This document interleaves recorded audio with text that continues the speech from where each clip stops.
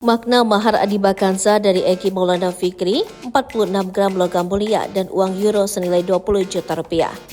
Ternyata ada makna di balik mahar untuk Adiba Kanza yang diberikan Egi Maulana Fikri dalam pernikahannya.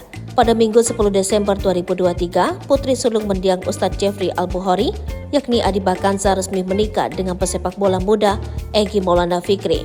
Pernikahan keduanya pun digelar khidmat dan berlangsung lancar. Egi Maulana Fikri berhasil mengucap ijab kabul secara lancar hanya dalam satu tarikan napasnya. Dalam pernikahannya itu diketahui Adiba Kanza mendapatkan sejumlah mahar cukup fantastis. Egi Maulana memberikan mahar untuk Adiba Kanza berupa uang 1.210 euro atau setara dengan nilai 20 juta rupiah. Selain itu, Egi Maulana Fikri juga memberikan 46 gram logam mulia dan 14 gram perhiasan emas. Hal ini terungkap saat Egi Maulana Fikri mengucap ijab kabul di hadapan Abizar Al-Ghifari, adik dari Adiba yang menjadi wali pernikahan. Saksi-saksi yang hadir langsung menyatakan sah atas ijab kabul itu, sehingga Adiba Kanza dan Egi Maulana Fikri resmi menikah.